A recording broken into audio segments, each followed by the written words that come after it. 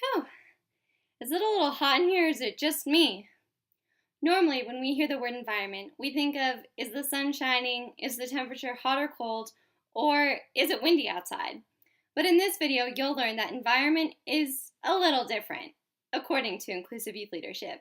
Environment is the physical and social space in which we learn, share, and work with one another. So what does it take to make an inclusive environment? Let's find out. For the past few weeks, you've received videos from the Inclusive Youth Leadership Guidebook, including inclusion, co-leadership, teamwork, communication, and finally, environment. These videos are designed to help you and inspire you on your inclusive youth leadership journey. Throughout environment, we'll be covering a few things, including how environment plays an important part in supporting the behaviors of others within a group. What this includes is breaking large information down into pieces, so you're chunking information instead of presenting everything as a whole.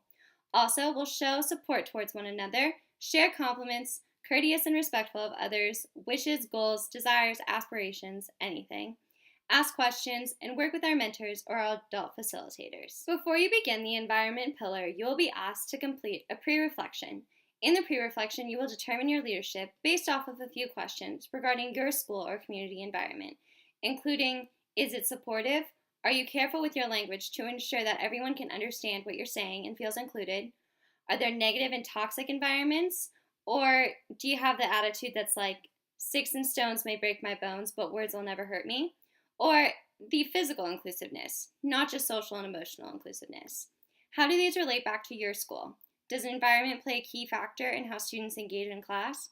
Before beginning this pillar, be sure to ask yourself, what type of environment empowers you to learn and share with your school or community? So this means if a teacher said, any questions, in a grumpy tone, would you be willing to ask them? Or if a teacher asked you, how do you feel about this material? Are you understanding it? Would it be a little more easier for you to understand and to ask questions? The pre-activity for the environment pillar is called social norms. Now, what exactly are social norms? They can be defined as expectations identified by a group, so what you expect from each other. Rather than focusing on rules, they're made by a few people with input from the entire group, so that it's not just one person following one rule or anything like that. In this pre-activity, you will be asked to understand the social norms you want to identify as a group and complete the following phrase. I learn and share support best when ... So an example of this could be, I learn, share, and support best when I have time to complete my work within the group. Everyone in the group will be asked to complete 5 social norms, and then you will share with the group. You will share the social norm with your group that you feel is most important. And to gauge the general consensus of the group, you will use the fist to 5 method. 5 fingers meaning that you like the idea, as in a high five, 3 fingers as in it's okay, or a fist saying that you do not like that social norm at all. The main activity of Pillar 5 environment is called What is Community?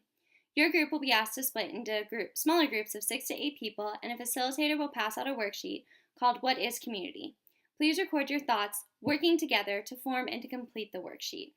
Afterwards, you will engage in a reflection discussing common ways that people can feel supportive, generalizations and differences in physical and social inclusion, and how you can promote inclusion in communities as a must rather than an option. After you finish these 2 activities, you have accomplished your goals, and through reflecting about the environment that you best learn and share in, you're able to identify ways in which you can support one another.